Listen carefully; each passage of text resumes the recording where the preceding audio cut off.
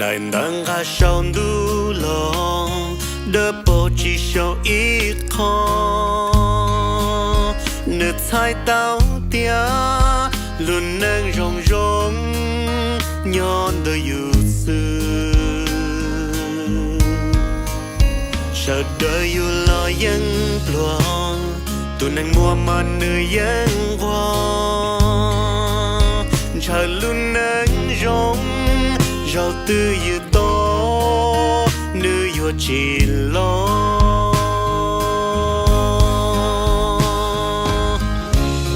nhẹ theo hoa tao nâng lùa nhẹ theo hoa tao nâng hoa nhẹ theo chỉ sai tu trừ nhẹ theo chúa sai tu khứ ít thiên nâng nữ to giòm mong ít thiên nắng nửa sai nửa gió mộng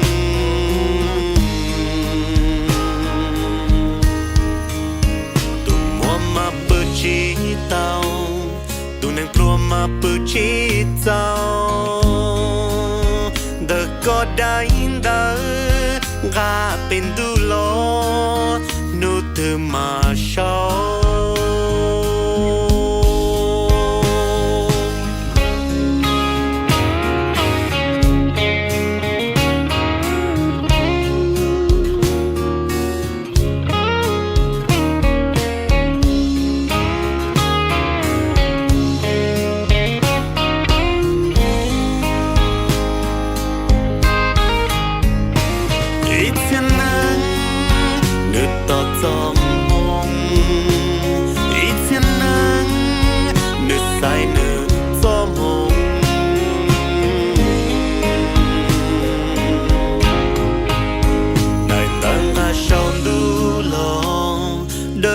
chỉ sầu ít khó nửa trái tao tia luôn nâng rong rong nhon đời yêu xưa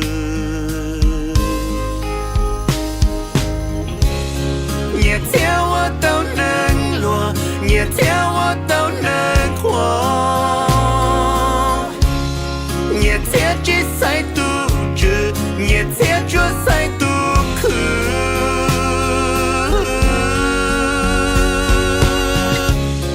nhẹ theo hoa tao nâng lùa nhẹ theo hoa tao nâng hoa.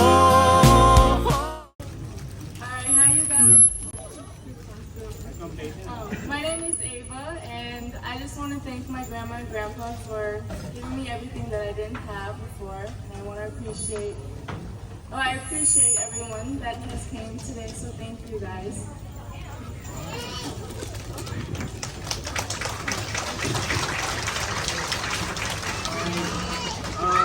My name is Kay. I want to thank my Nepali Yatsi. And I also want to thank my Vang family and also her family for supporting us and helping us as well. And yeah.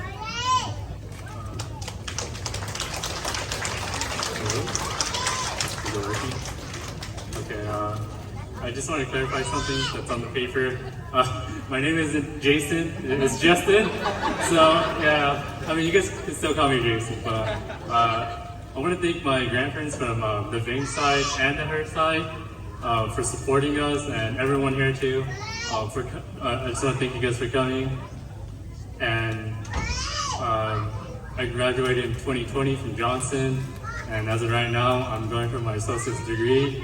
I'm planning on going to St. Paul College and become a teacher and teach English. And then after that, I'm going to go for my bachelor's degree. So yeah, thank you guys for all coming here.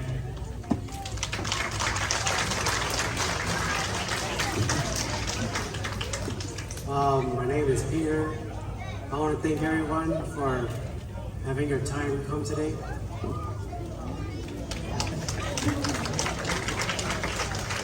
Hello everyone, my name is Nushawn.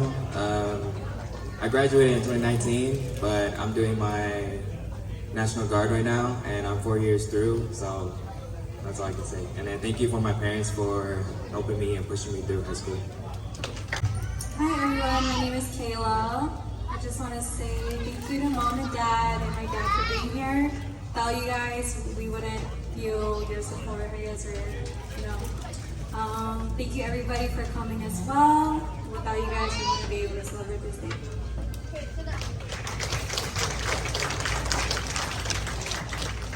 nhớ rằng bố mẹ của chị nát, bố mẹ của chị nhắc kinh, sai để tôi cho đó cũng nhận được cái gì, chúng mình thêm mình và xin nó của bà thà hà, đi ở cho blog song nó cái đi ở ta cho blog song gì sự, cái chúng tôi lưu hành gì cái của mỗi đó của tụi mình.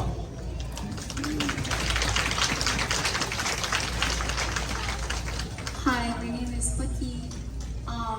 I graduated in 2020. I'm currently going to St. Kate's for a bachelor's in psychology. I just want to thank my mom and dad for supporting me throughout everything. And I want to thank everyone for coming here too. My name is Molly. I want to say thank you to my friends and my family.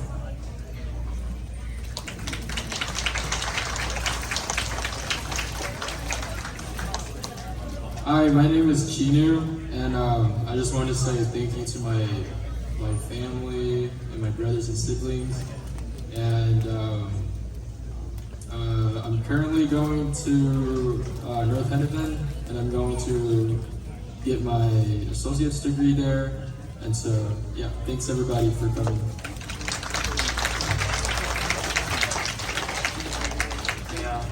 nhớ rằng lúc này họ để và cứ yo chỉ vào gì thế là vào gì từ từ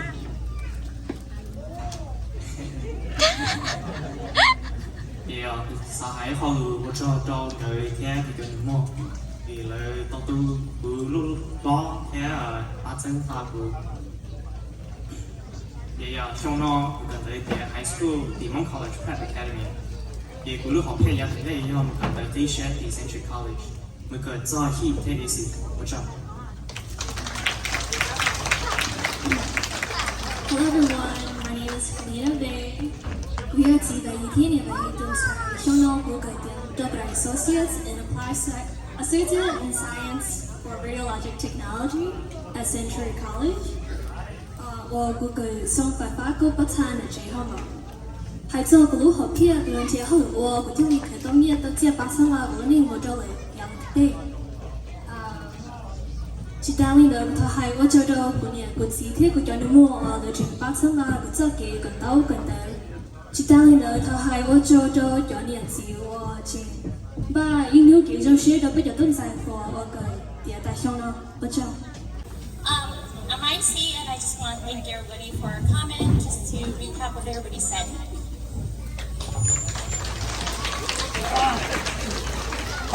Nhớ rằng cũng bị hồ nông vãi, cụ chỉ do trong vài hết cái này hồ ninh, và đồ mong chỉ mình hết so. I just want to give special thanks to my mom and my dad. They helped me, they support me through college, which I really struggled, and obviously having great friends in the back over there, who was awesome. Always there for me, supporting me to go further as well with my parents. And without them, I honestly don't think I would have pulled through college and getting my degree in business economics. But I did it. I do think about going for my master's in probably a year, but I just kind of want a year off just to see how things are. But other than that, thank you for coming. Thank you for supporting us, and enjoy your time afterwards.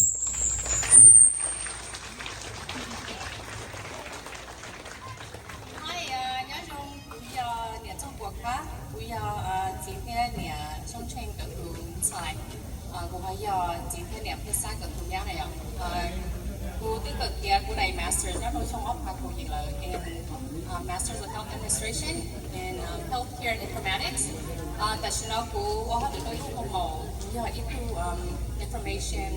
Informatics Analyst. Right now, just give my time. Because I can do the data show now. The girls, mommy sisters, mommy sister. What shall they mean? 但是我做到年的子，我聊的子，我要年的子，从青吧天年的子呀，我三康个到了古都子比较没有我咯，了做一点了，我这给路这给八天给个些，现在给增加我这给个那样，我那时候做点路那种些时候，多不星期路呢。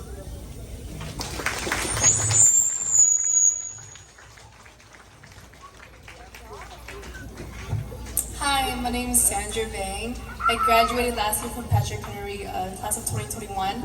And I just finished my first year of my bachelor's at University of Minnesota. And I'm taking a gap year, but I plan to go back and major in nursing. Hi, my name is Goshua. I just graduated from Patrick Henry. And this fall, I'm going to Augsburg University, and I'm majoring in biology on track for pre-pharmacy.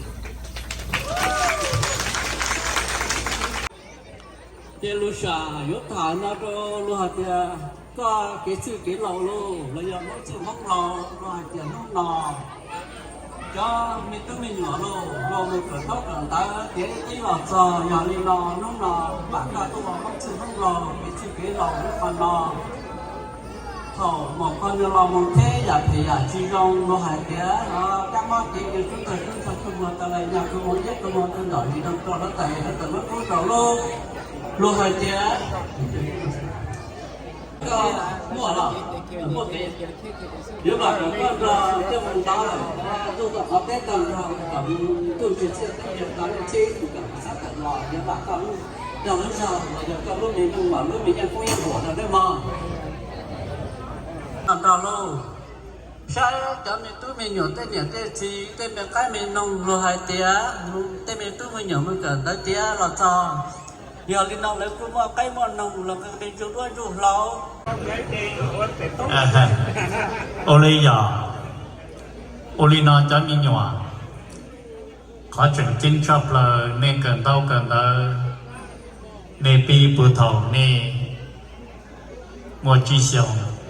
Nên pi khi được cả đời tập lại cho nên mua cầu hình xíu nên cỡ tia high school đâu khoan đó là tôi mua cỡ đâu khá là lâu xíu thế trâu xíu nó nhưng mua tàn đỏ nhà đầu nó ấy giờ đi nó nô nó có niệm có gì dùng xe dùng lại nữa mà và lúc trong xe là đầu này ấy giờ đi nó khá nó là tận đây thì cú lùm lo mà tiền một thuần tới khi lùm mong thì mua xài cả dùng gì trong này thì giờ chỉ Hu Plig thì cú giờ là chế cái cú chế nó mà cú giờ kia mong trong này thì giờ chế cái phê cái chỉ dùng nè nếu cho cái nhiều xe thôi nên một cần đó có cái đối象thì để cho cái chơi thâu khăn đó là này cái second step này cái cú giờ chơi giờ trả nè nên chơi vô cái một trò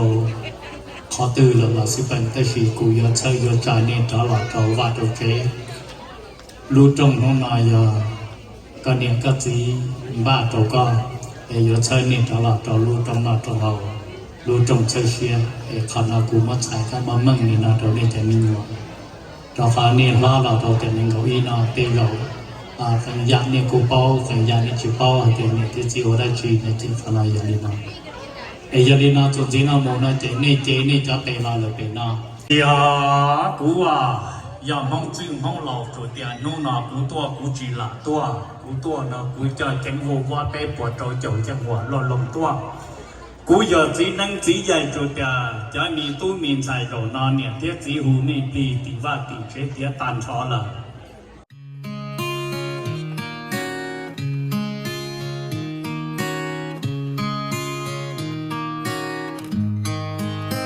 đại nắng ga sầu du lo đỡ bộ chỉ sầu ít khó nửa trái tao tia luôn nâng rong rong nhon đời yêu xưa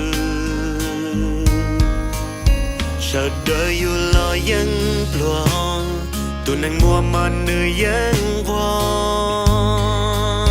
chờ luôn nâng rong rau tươi như to chỉ lo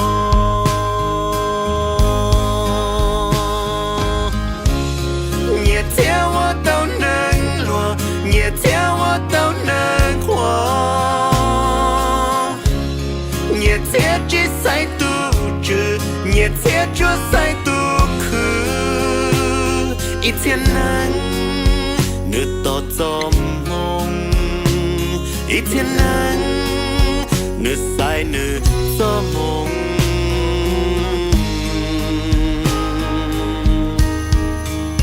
tu mua mà bự chi tao tu nâng plua mà bự chi tao đờ có đánh đờ gà bên du lo nụ từ mà sau